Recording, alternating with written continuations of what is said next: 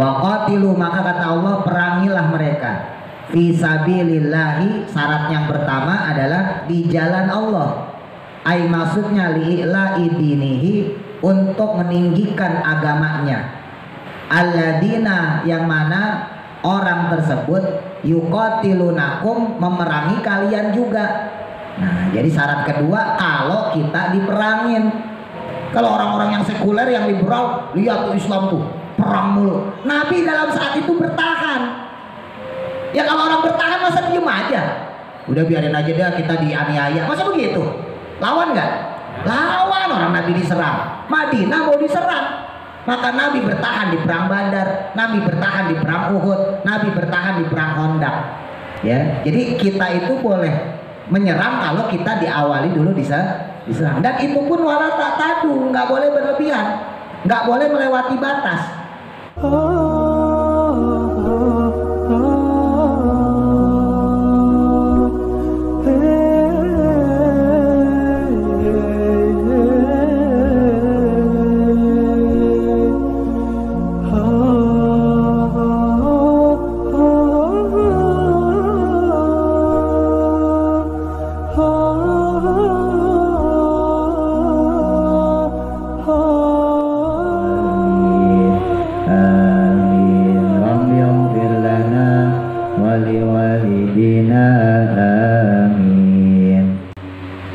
Lanjutkan kembali ayat 190. Qala musannifu rahimahullahu ta'ala wa nafa'na bihi wa bi barakati ulumi fi daraini amin.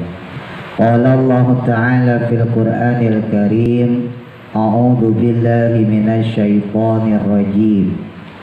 Wa qatilu fi sabilillahi alladhina yuqatilunakum wa la ta'tadu innallaha la yuhibbul mu'tadin. Nah, ini ada asbabun nuzul kenapa ayat 190 ini turun.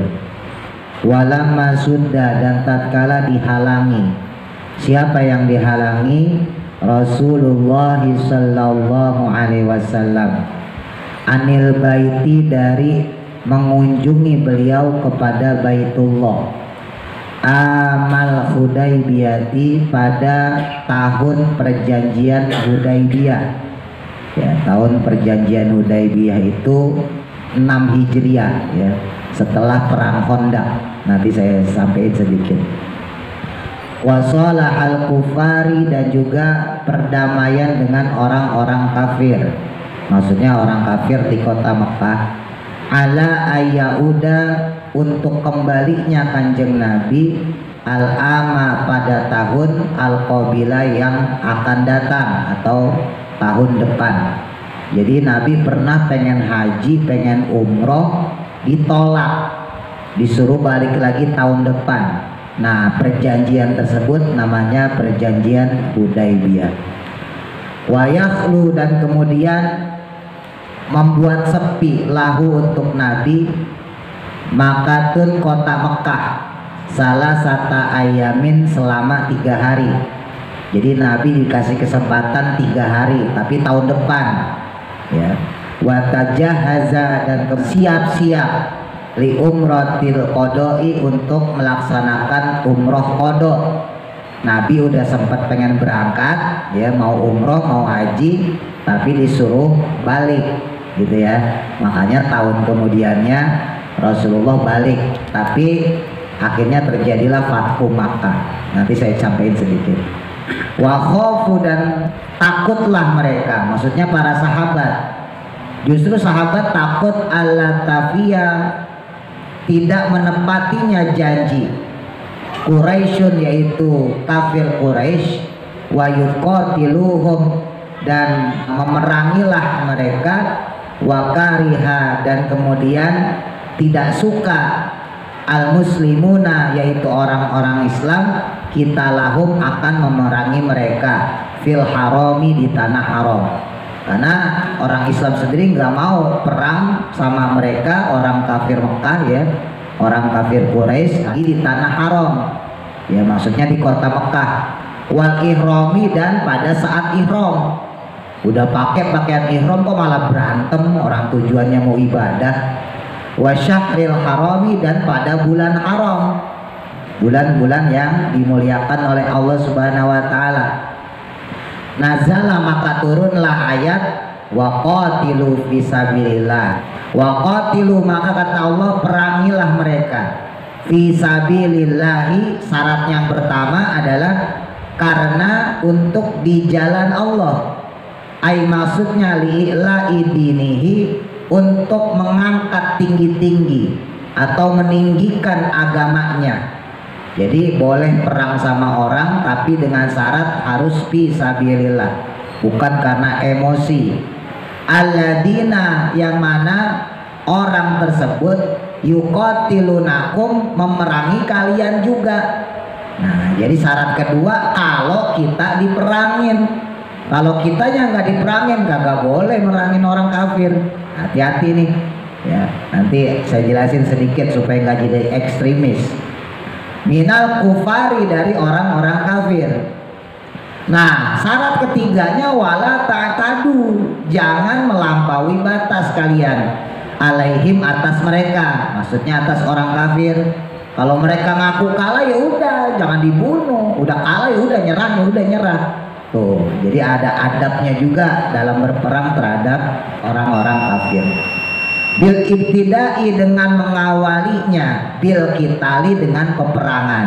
Karena mereka mengawali peperangan, ya udah kita lawan juga gitu. Mereka jual, kita beli, kalau orang Betawi begitu.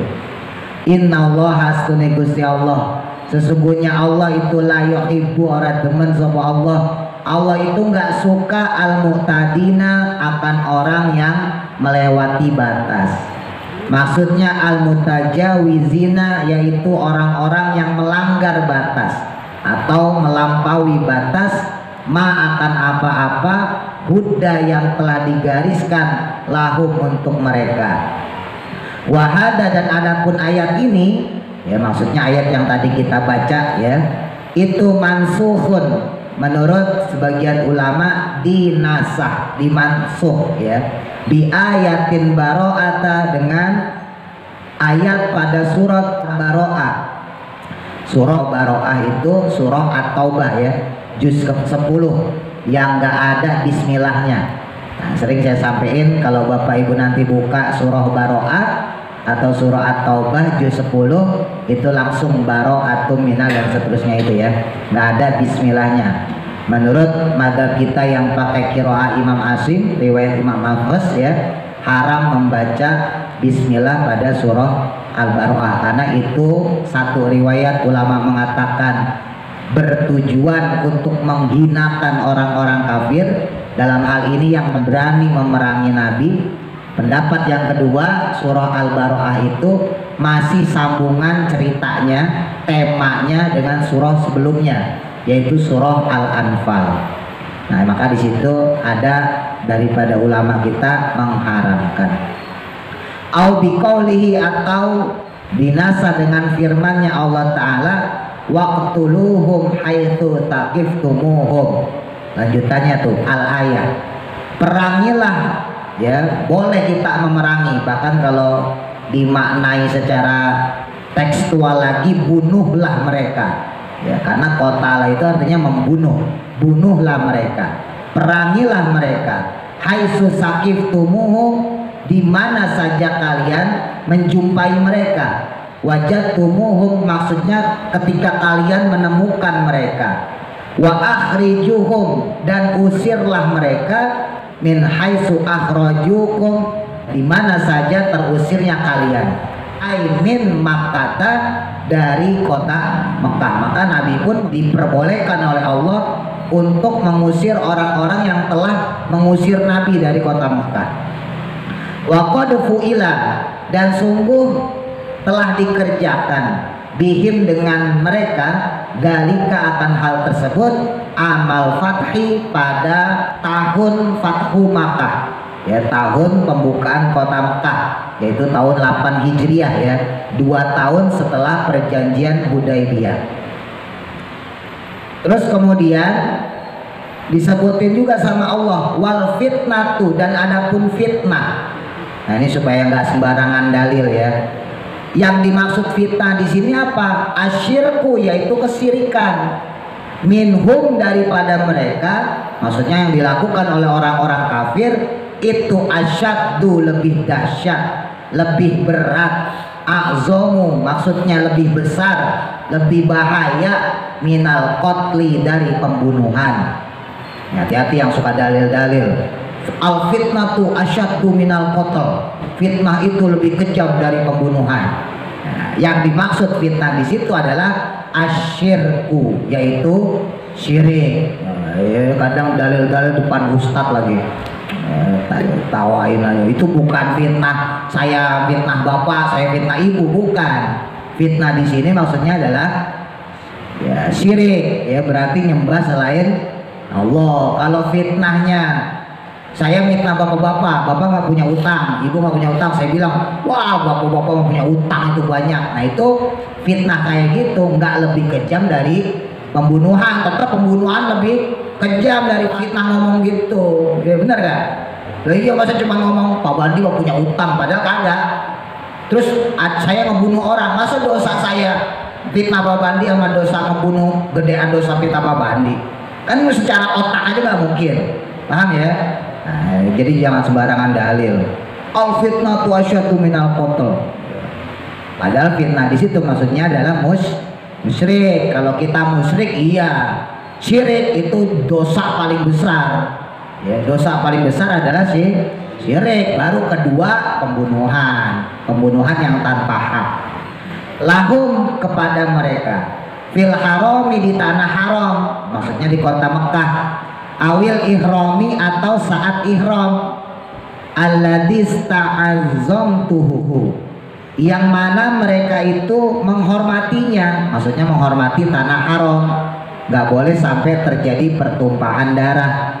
Wala tuqatiluhum, dan janganlah kamu memerangi mereka indal masjidil haram, pada saat di masjidil haram. Ay, maksudnya fil harami secara umum adalah di tanah haram, di kota Mekah. Ya bukan berarti kalau di Masjidil Haram nggak boleh, terus kalau di luar boleh. Kagak boleh juga selama di kota Mekah. Makanya itu terjadi untuk larangan orang yang haji maupun umroh ya. Orang yang haji, orang yang umroh, Bapak Ibu, nggak boleh juga menumpahkan darah ya. Hatta yuqatilukum, sebelum mereka perangi kalian, fihi, di dalamnya. Jadi kalau enggak diperangin, enggak boleh memerangin. Fa'in qatalukum, jika mereka memerangi kalian, fihi, di dalamnya, maksudnya di kota Mekah, maka faqtuluhum, bunuhlah mereka, boleh, fihi, di dalamnya. Wa fi qiraatin, dan pada satu riwayat disebutkan atau dibaca bila alifin, dengan tanpa alif ya, fil af'ali, pada wazan fa'ala asalasati, yang tiga, wazan yang tiga. Kalau tadi kita bacanya wala tuqatilu, jadi kalau pakai wazan yang tiga itu jadinya wala taqtuluhum. Hatta yuqatilu menjadi hatta yaqtuluhum. Wis paham, wis lewat aja. Kadzalika, seperti halnya demikianlah, al-qatlu, peperangan, wal ikhraju, dan pengusiran, jazaul kafirina, menjadi balasan untuk orang-orang kafir. Fa inin tahau, tapi jika mereka berhenti ya, anil kufri, dari kekufuran, mereka berhenti, ini enggak deh, saya insaf, saya nyembah Allah, wa aslimu, lalu mereka masuk Islam, fa innallaha, maka sesungguhnya Allah itu ghafurun, zat yang maha mengampuni, lahum, bagi mereka, rahimun, dan juga zat yang maha kasih sayang. Maksudnya ya udah ampunin, maafin, orang Allah aja maha pengampun ya, Allah aja maha penyayang, masa kita enggak? Maksudnya gitu. Bihim, dengan mereka. Wa qatiluhum, dan perangilah mereka, hatta la takuna, sehingga tidak ada lagi tujadu, yang ditemukan atau dijumpai oleh kalian, maksudnya fitnatun, fitnah.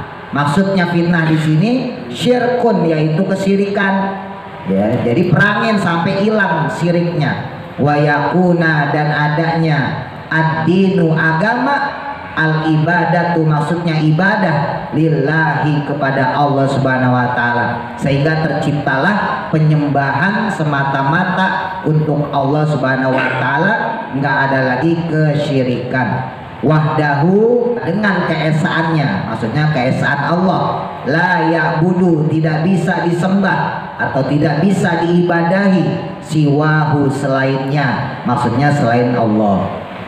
Fa in tahu maka jika berhenti ya orang-orang kafir anisyirki daripada kesyirikan, fala ta'tadu maka janganlah kalian melewati batas alaihim atas mereka. Dalla hal ini menunjukkan ala hada akan hal ini, fala udwana maka tidak ada permusuhan. Iktadaan maksudnya melewati batas ya, bisa diartikan permusuhan, bisa juga melewati batas. Bikotlin dengan pembunuhan atau peperangan, au ghairihi atau selainnya kotel atau selainnya pembunuhan tadi, illa kecuali ala zolimina kepada orang-orang yang zolim. Kalau orang yang zolim maksudnya orang yang dia tetap tidak mau menyembah Allah padahal sudah diperangin, baru itu boleh dibunuh. Waman maka adapun siapa orang intaha yang dia berhenti, falaisa maka tidak adalah dia itu bizolimin menjadi orang yang zolim. Kalau dia berhenti dari kekafirannya maka orang tersebut tidak bisa disebut zolim.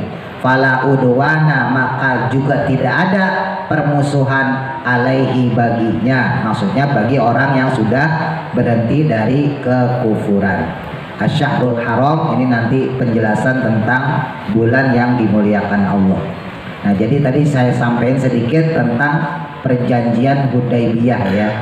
Ya, kalau perang banyak Bapak Ibu, perang Badar misalnya ya, di surah Al-Imran itu disebutin ayat 123, walaqad nasarakumullahu bi badrin wa antum adillah, dan Allah Subhanahu wa taala telah menolong kalian di perang Badar sedangkan kalian adillah. Adillah itu lemah ya, nggak bisa berbuat apa-apa. Karena konon di perang Badar itu Nabi cuma 300 sekian orang. Ada ulama yang lebih detail lagi mengatakan jumlahnya 313, melawan 1000 pasukan kafir Quraisy bersenjata lengkap. Loh, bayangin ya, 313 melawan 1000 pasukan Quraisy bersenjata lengkap. Jadi pakai kuda, pakai onta, pakai perisai, pakai pedang, macam-macam. Sementara orang kita, orang Islam, nggak pakai apa-apa kecuali senjata yang ala kadarnya, apa adanya. Ya, besi aja konon ya yang dijadikan untuk pedang dan tombak itu sekitar 23. Ya, nggak banyak. Ada yang mengatakan bahkan cuma 17 besi yang dijadikan untuk senjata ya. Ya Bapak Ibu jangan bayangin pedangnya kayak zaman sekarang udah bagus, enggak, pedangnya sajadi-jadinya. Nah, namanya besi boleh nemu ya zaman dulu gitu ya. Beda sama pasukannya Abu Jahal, beda. Wah, mereka senjatanya lengkap. Nah, kembali lagi sedikit tadi masalah perjanjian Hudaybiyah ya. Jadi Nabi Muhammad itu ingat Bapak Ibu 13 tahun di kota Mekah, 10 tahun di kota Madinah. Ya, jadi kalau secara periode lebih lama di kota Mekah. Jadi kalau umur Nabi 40 jadi Nabi, berarti umur 53 Nabi Muhammad hijrah ke kota Madinah. Selama 10 tahun berarti total 53 tambah 10 jadi 63.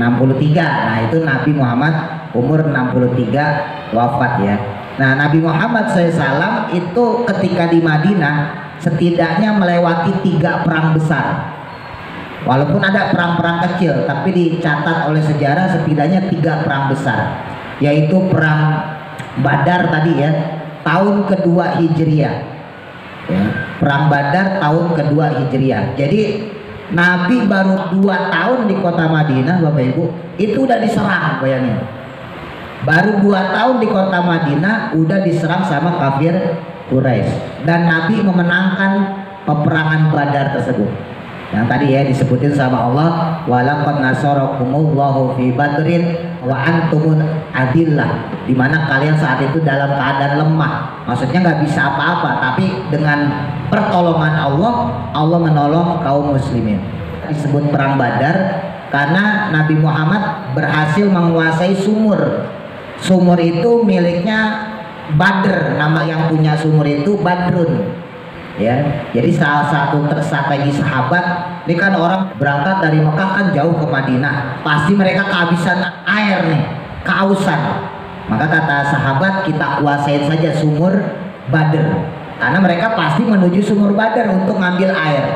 Nah, makanya disebut perang Badar. Terjadilah peperangan di sekitar situ. Akhirnya kafir Quraisy yang jumlahnya 1000 orang lebih kalah dengan pasukan Rasulullah yang jumlahnya 313.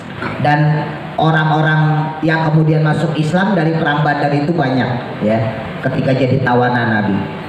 Nah, ketika tahun kedua hijrah Nabi itu Nabi udah menang, ya, tahun berikutnya dalam satu riwayat tahun ketiga Hijriyah, berarti dalam riwayat lain dikatakan tahun keempat Hijriyah, itu Nabi Muhammad diserang lagi, diserang dengan kafir Quraisy yang terkenal dengan perang Uhud karena terjadi di Bukit Uhud. Jadi orang kafir nggak mau kalah nih, kemarin kita kalah, ayo serang lagi, seranglah Nabi. Nah, di perang Uhud ini kaum muslimin kalah karena orang Islam saat itu balelo, ya, pernah menang, soalnya wajar. Orang kalau pernah menang biasanya ya jumowo lah gitu ya. Padahal Nabi udah bilang, udah ngatur strategi. Semua pasukan baik yang ada di bawah maupun di atas Gunung Uhud jangan ada yang turun sampai benar-benar kafir Quraisy pergi kembali ke kota Mekah. Nah, orang kafir Quraisy pinter, ya.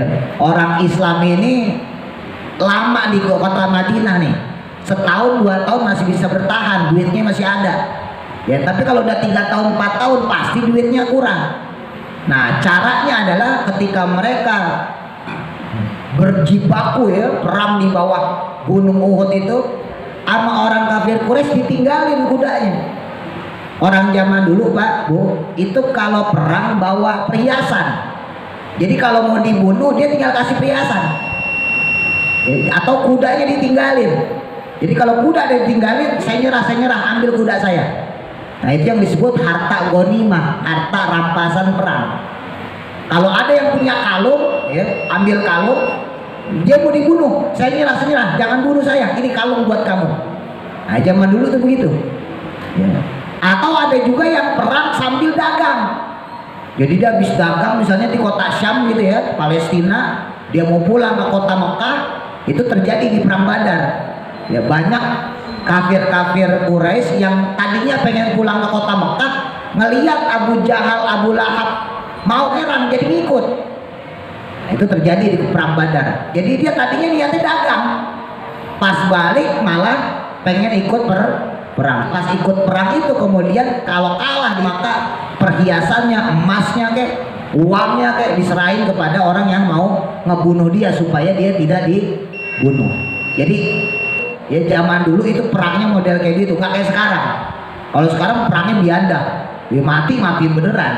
Ya, jadi zaman dulu perangnya malah ada tata caranya sendiri. Nah, ketika perang Uhud itu strateginya orang kafir Quraisy, mereka pura-pura kalah. Mereka tinggalin kudanya, mereka tinggalin perhiasannya, ya, mereka tinggalin perempuan-perempuan. Kalau bahasa kita sekarang dokter-dokternya lah, ya kan pasti namanya perang ada dokternya. Dokternya perempuan cakep-cakep ditinggalin. Nah, itu udah diinstruksi sama Nabi, yang di atas jangan turun, di atas bagian memanah, Pak. Cukup yang di bawah aja yang ngeberesin ghanimah tadi itu. Tenang aja, tenang, dapat bagian, dapat, tenang aja. Ya, tapi ya dasarnya orang Islam, ya. Makanya nggak zaman sekarang aja orang Islam rakus duit. Nah, dari zaman Nabi juga sudah banyak yang rakus. Akhirnya bener aja Bapak Ibu. Ya, ketika Rasulullah udah instruksiin kayak begitu, yang di atas megang panah ya gemeter juga. Ngelihat harta begitu banyak, ada kuda, ya, yang belum punya kuda pengen punya kuda. Wah, kuda tuh cakep banget tuh. Yang pengen punya perhiasan kalung emas, pengen beliin istrinya, istri saya udah lama gak punya emas nih, Ada kalung emas tuh, ya kan? Yang belum punya istri ngelihat perempuan cakep nih, boleh jadi bini nih. Akhirnya mereka pada turun Bapak Ibu. Pemanah itu pada turun semua berebutan ngambil harta ghanimah. Akhirnya pinternya Abu Sufyan saat itu ya, Abu Jahal, Abu Lahab udah mati di perang Badar. Nah pinternya Abu Sufyan kemudian di gunung itu dia ternyata muter. Dia muter ngambil kuda satu lagi. Jadi di sini ditinggalin kuda yang buat bahasa kita pancingan, ya, muter dia kemudian ngambil kuda lagi, pasukan yang lebih banyak dari sebelumnya. Maka Nabi saat itu dan para sahabat yang ada di bawah, yang pemanahnya sudah terlanjur turun ke bawah, habis digempur sama Abu Sufyan dari kanan dari kiri. Disitulah Rasulullah giginya tanggal, bahkan tertembus tombak Bapak Ibu. Tertembus tombak, kena panahnya salah satu kafir Quraisy, tembus giginya di dalam, langsung tanggal, langsung copot. Tapi Kanjeng Nabi ya, Sayyidina Abu Bakar bilang justru Nabi ketika tanggal giginya tertombak, tertusuk dengan anak panah, ya itu tampak lesung pipitnya. Jadi Nabi ketika kena kayak begituan malah tambah cakep. Nabi itu ya, basyarun lakal basyar, manusia tapi tidak seperti manusia pada umumnya. Nabi kan ompong nih, tapi dilihat sama sahabat malah tambah ganteng. Nabi kok tambah ganteng sekarang, kelihatan lesung pipitnya. Karena dulu ada lesung pipitnya tapi nggak terlalu gede. Ketika kena anak panah tadi giginya tanggal, malah kelihatan lesung pipitnya. Nabi Muhammad tambah ganteng. Itu menurut para sahabat termasuk Abu Bakar. Beda sama kita, gigi ompong makan nggak kelihatan ya, pipinya habis ya. Nah itu hebatnya Nabi, jangan disamain ya ijazahnya. Nah kemudian balik lagi tahun kelima Hijriah ya, tahun berikutnya lagi masih penasaran kabur Quraisy, diserang lagi Nabi, terkenal dengan nama peperangan perang Khandaq atau perang Ahzab, sampai disuratin tuh surah Al-Ahzab. Perang Khandaq disebut perang parit, kalau bahasa kita comberan kali. Nah Nabi bikin kali, bikin comberan sepanjang kota Madinah itu untuk menjebak orang kafir Quraisy ya. Jadi kalau mereka menyerang naik kuda gitu ya, naik onta, lari, dia nggak tahu kalau di depannya ada parit, ada kali, ada comberan. Mereka langsung nyungsep jatuh ke dalam comberan tersebut. Jadi dari atas tinggal panah-panahin doang. Di perang Khandaq, di perang Ahzab ini Rasulullah dan kaum muslimin menang. Ya, ini perang besar ya, saya nggak sebutin perang kecilnya. Perang kecilnya banyak. Perang besarnya di perang Badar Nabi menang, di perang Uhud Nabi kalah. Di perang Khandaq Nabi menang lagi. Tahun depannya tahun 6 Hijriah, Nabi ini pengen damai. Ya udahlah, capek perang mulu ya. Jangankan perang sesama satu suku ya, Nabi kan masih suku Quraisy ya. Nah maka Nabi bilang capeklah kita perang-perang mulu, sama tetangga aja perang juga capek ya, apalagi sama orang satu suku kan gak enak. Akhirnya Nabi berangkat dengan damai, pengen nunain ibadah haji, pengen nunain umroh sekalian. Jadi umroh habis itu haji ya, boleh. Kalau udah masuk haji ya berarti haji dulu baru umroh. Nanti Bapak Ibu tergantung kloternya. Nabi berangkat bulan Zulqa'dah, makanya terjadi perjanjian Hudaybiyah ini bulan Zulqa'dah. Nah Nabi berangkat Zulqa'dah tuh ya, niatnya pengen umroh, habis itu langsung menunaikan ibadah haji. Tujuannya seperti itu. Nabi bilang sama sahabat, jangan ada yang bawa senjata kecuali sahabat-sahabat yang memang ditugaskan sama Nabi ngawal ya. Jadi kalau sahabat-sahabat yang pengen niat umroh, niat haji, jangan ada yang bawa senjata kecuali hewan kurban. Jadi yang diperbolehkan adalah kambing, sapi, onta yang dipakai nanti di kota Mekah untuk korban. Ada beberapa sahabat, nggak banyak, cuma 10 orang kurang lebih. Sejarah mencatat yang diperbolehkan Nabi membawa pedang. Konon salah satunya adalah Umar bin Khattab, ya, Abdullah bin Mas'ud dan sebagainya. Itu pun untuk menjaga-jaga rombongan tadi, karena kurang lebih 1000 orang Bapak Ibu yang ikut Nabi untuk ibadah umroh dan haji. Padahal Nabi sendiri waktu Madinah itu nggak mewajibin, yang mau ikut silakan, nggak pun nggak apa-apa, karena resikonya bakal mati. Mereka nggak bawa senjata, yang bawa senjata cuma beberapa orang aja yang ngejaga rombongan itu. Itu pun senjatanya tujuannya untuk nyari makanan, untuk berburu. Ya, dalam satu riwayat disebutin Abdullah bin Mas'ud dapat hewan keledai, himar, ya, himar liar, kemudian dipotong dimakan sama sahabat. Sahabat tadinya nggak mau makan karena saya udah pakai ihram nih. Kan katanya nggak boleh ngebunuh. Kata Nabi silahkan makan karena yang ngebunuh adalah sahabat kita yang tidak niat untuk umroh, maka dimakanlah oleh para sahabat. Nah, singkat cerita, belum nyampe di Mekah, ya, nyampe di tempat yang namanya Hudaybiyah. Hudaybiyah itu 22 km dari kota Mekah arah Jeddah. Kenapa arah Jeddah? Karena Nabi kalau dari Madinah gini Bapak Ibu ya, ini Madinah ke kota Mekah, ini Nabi nggak lurus tapi muter. Karena ketika Nabi lurus itu dipegat sama Khalid bin Walid yang kemudian masuk Islam. Dipegat sama Khalid bin Walid supaya kagak masuk ke kota Mekah. Dari jauh Nabi udah lihat ini Khalid bin Walid bawa pasukan. Saat itu jenderalnya sudah Khalid bin Walid, presidennya sudah Abu Sufyan, ya, pamannya Nabi sendiri. Ini Khalid bin Walid dari kejauhan kelihatan udah bawa pedang, bawa pasukan, pasti ngajak berantem. Kita nggak pengen berantem, muter aja, muter. Makanya lewat Jeddah, ya, kurang lebih 22 km dari Mekah. Nah, sampai di sana kemudian Rasulullah bertemu dengan delegasi kota Mekah. Ya, ini banyak riwayat ya, ada yang mengatakan Suhail dan sebagainya. Intinya Rasul sebagai perwakilan orang Islam, kaum muslimin bertemu dengan delegasi kota Mekah. Nah, dalam bertemu dengan delegasi ini ya ada Suhail, ada Umair, macam-macam lah riwayatnya. Itu Rasul bilang, kita ini cuman pengen pergi haji, kita ini pengen cuman umroh, pengen menunaikan ibadah, kita nggak niat perang kok. Karena Nabi udah pede ya, pertama kali menang, kedua kalah, ketiga menang lagi. Kan seenggaknya orang kafir Quraisy masa iya masih ngotot mau perang juga sih, kan gitu kan. Udah menang mulu, Nabi udah menangan ibaratnya 2-1 ibarat kalau skor. Masa sih masih mau perang mulu? Ya belum perang-perang kecil yang lain. Ya, Nabi itu menang terus. Nah, maka kemudian orang ini bilang, baik, kita akan bikin perjanjian dulu dengan para pembesar kota Mekah. Maka singkat cerita mereka kembali lalu balik lagi menemui Rasulullah. Ya, kemudian Suhail dalam riwayat Umair disebutin bikin perjanjian yang dikenal dengan perjanjian Hudaybiyah. Salah satu isinya, poinnya ada 4 ya kalau nggak salah. Itu poinnya Nabi nggak boleh menunaikan ibadah umroh dan haji tahun ini. Ya, nggak boleh kamu ini sama umat Islam menunaikan umroh, menunaikan ibadah haji tahun ini. Tapi Nabi ngasih nego, ya kalau emang nggak bisa semua, 1 orang deh, kita pengen lihat Ka'bah, seenggaknya ntar ada yang cerita. Maka diperbolehkanlah Sayyidina Utsman. Jadi satu-satunya orang di perjanjian Hudaybiyah yang boleh masuk ke kota Mekah adalah Sayyidina Utsman. Tapi itu pun, itu Rasul ketar-ketir, takutnya Sayyidina Utsman dibunuh karena nggak boleh yang lain, cuma 1. Ya. Sampai kemudian Nabi sepakat sama sahabat, andai kata Utsman nggak balik, beneran kita perang nih sama mereka nih. Ya, pokoknya ditunggu sama Rasulullah.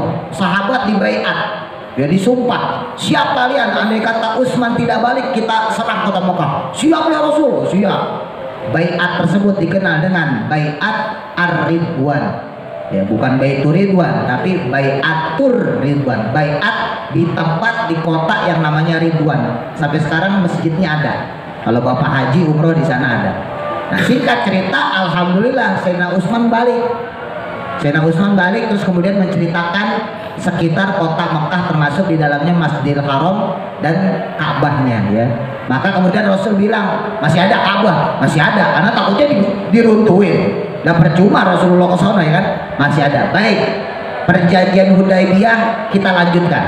Maka perjanjian kedua, nah ini perjanjian yang berat sebelah Bapak Ibu. Ya, kata perwakilan kafir Mekah ini, wahai Muhammad, kalau andai kata ada orang kami, orang Quraisy maksudnya, yang dia memeluk Islam, mengikuti kamu, menjadi pengikut kamu Muhammad, maka kamu wajib memulangkan kepada kami. Tapi kalau ada orang kami yang emang udah kafir atau orang kamu yang memang sudah kafir, kamu nggak boleh nyuruh dia masuk Islam. Paham maksudnya? Ini curang ini kan. Kalau ada orang kami yang ikut kamu disuruh balikin. Tapi kalau ada orang kamu yang pengen kafir terus masuk ke kota Mekah, saya di kota Mekah aja, maka saya nggak perlu balikin ke kamu. Curang nggak? Curang. Tapi sama Rasulullah, ya nggak apa-apa. Tuh, ini strategi kalah untuk menang. Ya. Tapi dalam berbagai tarikh disebutin Bapak Ibu, kenapa Nabi mengiyakan? Padahal ini kan berat sebelah. Ini kalau model-model kayak kita, ya, wah curang sampean, enak disampean dari saya gitu kan, wes baca-baca aneh lah, gitu kalau model kayak kita. Tapi pinternya Rasul, Nabi itu kemudian mengiyakan kenapa? Satu, ya, berarti orang Quraisy udah mengakui kota Madinah, karena selama ini Madinah itu nggak diakuin sama Mekah. Dulu saya sempat sampaikan kepada Bapak Ibu ya, Madinah itu kalau bahasa sekarang itu tempat jin buang anak. Namanya aja dulu bukan Madinah Bapak Ibu, namanya Yasrib. Yasrib itu artinya tercela. Baru jadi nama Madinah ketika Nabi Muhammad hijrah ke Madinah. Saking loyalnya orang-orang Madinah, ya, sahabat-sahabat Nabi yang saat itu sudah Islam. Nabi di kota Mekah, ya, berangkat ke Madinah, itu udah banyak sahabat yang masuk Islam. Ada Abu Ayyub Al-Ansori, banyak macam-macam. Itu bahasa kita juragan tanah semua Bapak Ibu. Udah Rasul di tanah saya berapa hektar ambil. Sahabat yang satu, ya Rasul saya punya tanah berapa hektar ambil. Ini sahabat yang satu, semua diberikan kepada Nabi dan para muhajirin, orang-orang, ya, yang hijrah ke kota Madinah. Makanya disebutlah Madinatun Nabi atau Madinatur Rasul. Madinah artinya kota, Madinatun Nabi berarti kotanya Nabi, atau Madinatur Rasul artinya kotanya Rasul. Sampai sekarang disebut Madinah, ya. Jadi biar tahu asal usulnya, jangan orang Islam nggak tahu, ya. Kalau Makkah dulu namanya Bakkah, ya, kemudian menjadi Makkah. Sama, Makkah tuh dulu kan ada penghidupan sebelum adanya air Zam-Zam, ada sumur Zam-Zam, baru kemudian ada penghidupan dan seterusnya. Nah, singkat cerita, Rasul kemudian mengatakan iya. Nah, makanya tadi ketika mereka mengatakan orang Islam, ya, atau orang Madinah, andai kata dia pergi ke Mekah, dia nggak mau balik lagi, nggak boleh diambil. Maka secara tidak langsung orang Mekah mengakui satu teritorial, yaitu Madinah. Nah, itu yang dipentingin nama Nabi. Nah, yang kedua, Nabi tahu orang kafir ini pasti ngingkarin janji. Makanya disebutin dalam Al-Quran, udah dikasih tahu. Nanti kalau mereka ngingkarin janji, berarti kamu boleh memerangi mereka. Karena Rasul nggak boleh merangin mereka kalau mereka sendiri nggak mau berperang. Karena mereka juga takut Bapak Ibu, serba salah. Orang Islam juga takut karena Allah belum merintahin, ya. Orang kafir sendiri takut kalau mereka perang nanti pasti kalah. Karena jenderal-jenderalnya itu pada mati semua. Abu Lahab, Abu Jahal itu mati semua itu. Tinggal Abu Sufyan presidennya. Presidennya masih saudaranya Rasulullah, masih pamannya Rasulullah. Kan bingung jadinya. Nah, akhirnya kemudian ketika perjanjian Hudaybiyah tadi tahun ke-6, ya, tahun ke-6 Nabi hijrah, maka Nabi bilang, baik, tahun depan saya kembali lagi.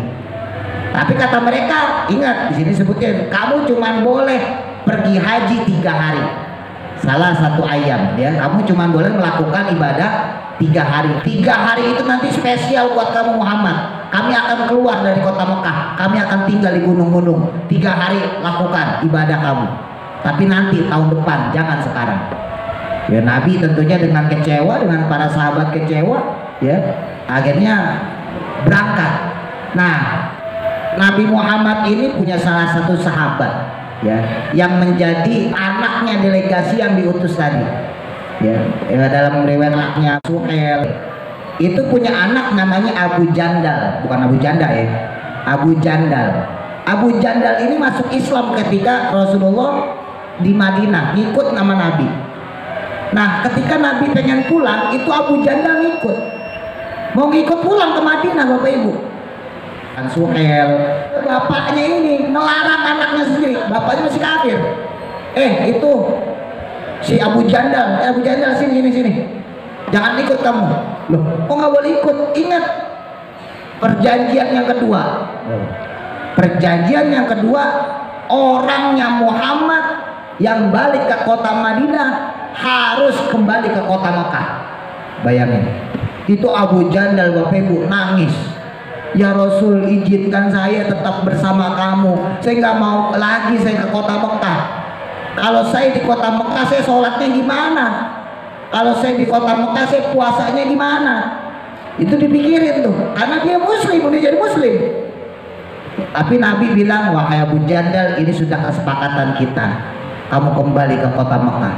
Akhirnya sahabat-sahabat dengan Abu Jandal yang asli Mekah dikembalikan ke kota Mekah. Bayangin, itu Abu Jandal nangis-nangis. Dalam satu riwayat malah Sayyidina Umar yang nggak niat ihram ya, nggak niat haji, nggak niat umroh, itu kan dia bawa pedang. Itu bawa pedang nyampingin ke Abu Jandal, di sampingnya Abu Jandal diborgol, tangannya udah diborgol, udah diikat, tangannya di sampingnya itu pedangnya Sayyidina Umar.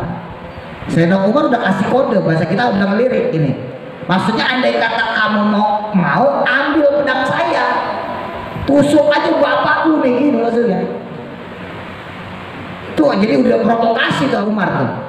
Rasul tahu Sayyidina Umar ngasih kode itu, nih mau ngebunuh nih, sama Rasul nggak? Jangan. Saking Rasul pengen menepati janji. Tapi ini ada ibroh Bapak Ibu. Ya nanti di fikih kontemporer itu ada bagaimana seseorang Muslim yang harus beribadah ketika lingkungannya mayoritas orang kafir. Nah nanti belajar dari Abu Jandal. Nah itu ntar saya kapan-kapan itu. Nah ini singkat cerita, kembalilah Rasulullah ke kota Madinah. Bener aja, emang udah dasar orang kafir ya, mereka kemudian mengingkari janjinya.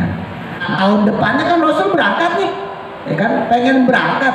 Sebelum berangkat ternyata ada beberapa utusan Nabi yang disuruh ngelongok. Coba kamu longok dulu kota Mekah, bagaimana situasinya, kondusif gak, supaya kita bisa ibadah dengan tenang.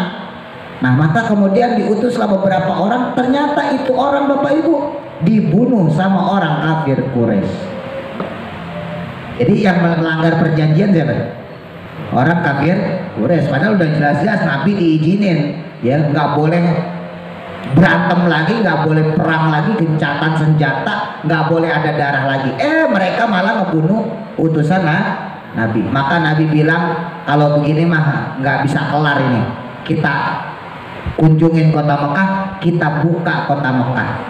Maka pada tahun berikutnya, tahun 8 Hijriah, Rasulullah kemudian berangkat dengan 10.000 pasukan bersenjata lengkap.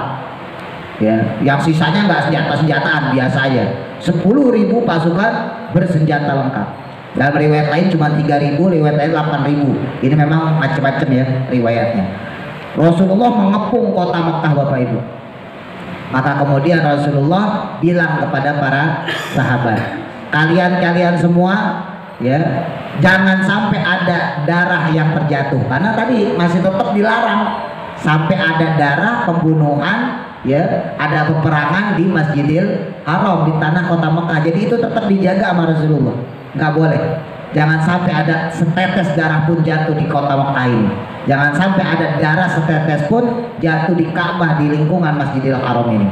Maka Rasul bilang, wahai orang kafir Mekah, siapa yang bersembunyi di dekat Ka'bah, maka dia kami anggap teman kami, sahabat kami, saudara kami. Siapa yang bersembunyi di tempat Abu Sufyan, waktu itu presidennya Abu Sufyan, tapi Abu Sufyan konon saat itu sudah masuk Islam, cuman diem-diem. Saking takutnya sama Nabi, dia sudah masuk Islam. Maka kemudian Rasul bilang, siapa yang bersembunyi di tempat Abu Sufyan, dia juga aman. Maka Rasulullah setelah ngomong kayak gitu, beberapa orang kota Mekah ya yang masih kafir, yang tetap kekeh kafir, mereka keluar dari kota Mekah. Ini yang tadi disebut, kamu boleh mengusir kalau kamu terusir, kamu boleh membunuh kalau kamu diperangin, kalau kamu mau dibunuh. Itu pun wala ta'tadu kata Allah, jangan melewati batas. Jadi nggak mentang-mentang Rasulullah ya datang nggak petantang penteng, mana yang dulu ngusir gue nih, Datang ke kota Mekah nggak ngomong kayak gitu, tetap kasih sayang. Siapa yang mau ikut Muhammad tetap di sini, masuk Islam, atau setidaknya masuk ke rumah Abu Sufyan atau dekati Ka'bah, maka dia pengen damai, maka dia nggak ngajakin perang. Tapi siapa yang nggak suka Muhammad, siapa yang nggak suka Islam, silakan keluar dari kota Mekah ini. Orang yang keluar ke kota Mekah itu dikit banget Bapak Ibu, sedikit sekali. Bahkan termasuk di dalamnya ya Abu As, salah satu menantunya Rasulullah, yaitu suaminya Zainab. Jadi Nabi punya salah satu putri namanya Zainab dari Sayyidah Khadijah, anak pertama. Ya, jadi kalau Siti Fatimah itu anak bontot, nah Sayyidah Zainab ini anak pertama. Itu suaminya Abu As itu kafir. Ya, Abu As itu kafir. Bahkan di perang Badar itu juga tertangkap sama Abbas, pamannya Rasulullah. Yang kemudian Abbas masuk Islam, tapi Abu As ya menantunya Rasulullah kagak masuk Islam, ditangkap, ditebus sama Zainab, istrinya sendiri, putrinya Rasulullah. Bayangin, istrinya sendiri, tur putrinya Rasulullah, dan nggak tanggung-tanggung, ditebusnya pakai kalungnya ibunya Sayyidah Khadijah. Maka Rasul ketika tahu Abu As menantunya ini ditebus pakai kalung Sayyidah Khadijah, istrinya, yang diberikan kepada putrinya yaitu Zainab, Nabi nangis di situ. Ingat Sayyidah Khadijah. Tapi ya nasib bagaimana? Menantunya Rasul aja kan kafir, udah begitu Bapak Ibu. Ya, makanya hati-hati orang-orang soleh ya.